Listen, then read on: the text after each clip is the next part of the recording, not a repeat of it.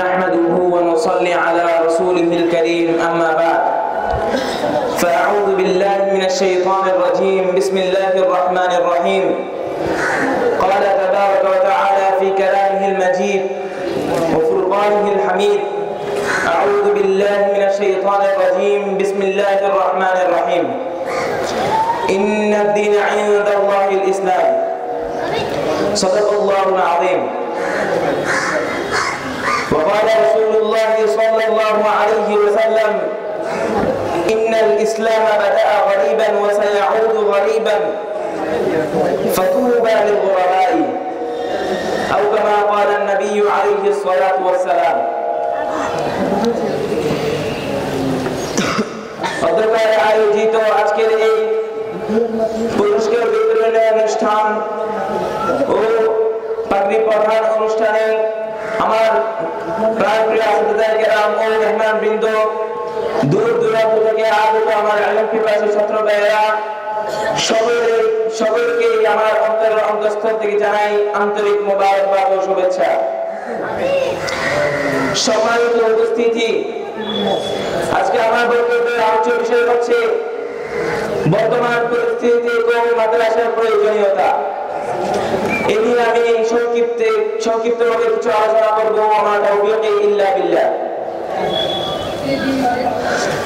বর্তমান পরিস্থিতিতে দ্বীনের হেফাজতের জন্য কওমি মাদ্রাসার প্রয়োজনীয়তা সূর্যের আলোতে স্পষ্ট এবং বর্ণনার উঠে। কারণ যখন বাতিলপন্থীরা মুসলমানদের ঈমান, আকীদা, তাসবিহ, তাওয়াক্কুলকে ব্যবহার করছে, শিক্ষা নামের কুশিক্ষা যখন সমাজের রন্ধে রন্ধে ছড়িয়ে পড়েছে এবং শিক্ষা নামের কুশিক্ষা যখন সমাজের রন্ধে রন্ধে ছড়িয়ে পড়েছে, লেখাপড়ার মাঝে শিক্ষা প্রতিষ্ঠানগুলোতে যখন চলছে রাস্তার ঝনঝনানি, মারামারি আর হানাহানি, খুন দর্শন, এমন এক পরিস্থিতিতে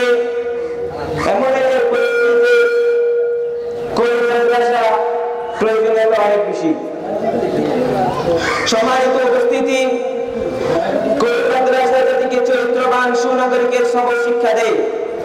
যে মাদ্রাসা জাতিকে নীতি, আদর আর ইনসাফের গুণ অর্জন করতে শেখায়, যে মাদ্রাসা আমাদেরকে সত্য কথা বলতে, সত্য পথে চলতে শেখায়, যে শিক্ষা দুর্নীতিতে চ্যাম্পিয়ন হওয়ার শিক্ষা দেয় না, অপরের সম্পদ দখল করতে শেখায় না, যে শিক্ষা উম্মতের আত্মশুদ্ধি করে মোট কথা, নীতি, নৈতিকতা আর উত্তম আদর্শ শিক্ষা দিয়ে একজন মানুষকে সত্যিকার মানুষ হিসেবে গড়ে তুলে পশুর খাতার থেকে টেনে এনে মানুষত্বের উচ্চরণে সমিশান করে, এমন এক অদ্বিতীয় প্রতিষ্ঠানের নাম হলো কওমি মাদ্রাসা।